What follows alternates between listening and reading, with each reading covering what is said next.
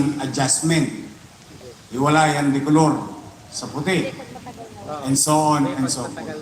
Maraming pagtatalo. Pero sabi niya, habang patagal daw ng patagal ang pag-aasawa, pahirap ng pahirap. Totoo kaya?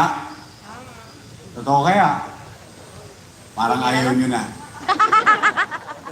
Ay, sabi raw totoo. But anyway, I have a rule that I wanted to share also. Kasi sabi ni Chi kanina, para daw hindi masayang ang pagkakasal at manatiling kayo'y nagmamahalan, nag-uunawaan habang buhay. Sabi nga, till death do us part. I'll tell you 2 rules in happy marriage. Rule number 1, wife is always right. Tuwa naman yung mga babae. Ngiti ng mga babae hanggang gilagid. Sabi ko na nga po eh. Rule number 2, if you think your wife is wrong, refer to rule number 1. Wala kang kawala, madalit salita. Happy wife? Happy life. Alam mo, ang mga babae para rin nating inayang, no? Inaalagaan, pinagmamalasakitan. Kaya pag may notification na, humanda ka na. Shopping. Minsan, ang mga kababaihan, konting lambing lang.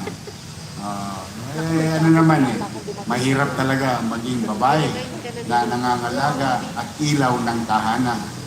At the same time, mahirap din maging lalaki. Kasi, siyempre, umaasa sa atin ang ating mga mahal sa buhay. But, kidding aside, ipinagpapauna ko na.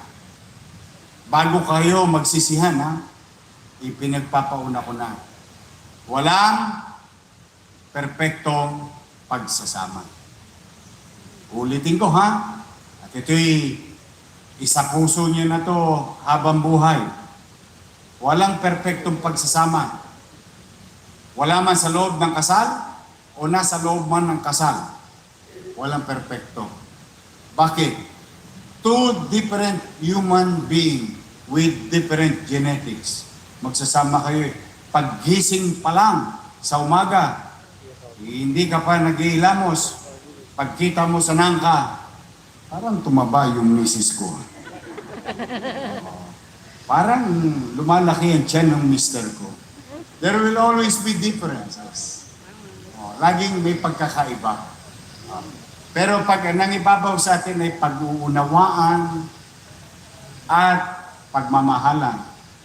Lagi niyong iisipin, nung sinagot ko ba yung jowa ko, bakit ko siya sinagot para maging nobyo ko? At the same manner, nung sinagot ko ang girlfriend ko, sinagot ako ng girlfriend ko, bakit ko ba siya niligawan?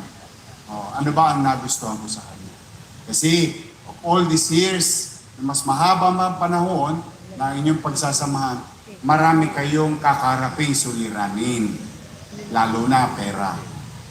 Yan. Minsan, yan ang baga sa loob ng tahanan. Konting gasolina lang, magliliyab na kagad. Kaya, ang pag-uunawaan kailangan laging mag-ibaba. At yung pagmamahal ninyo, nung una ninyo siyang nakita, both of you, yung tantalizing eyes, yung nakita mo pa lang siya nung araw, nanginginig na ang tuhod mo, nanlalambot ka na kasi kinikilig ka.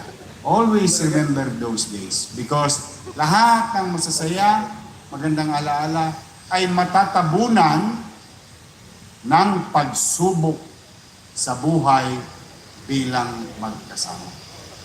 Kaya wag yon ang maging kalawang ng ating pagsasama. Aalalanin natin lagi ang bagay na masasaya para lalo mag-ibig. At pangalawa, matuto tayo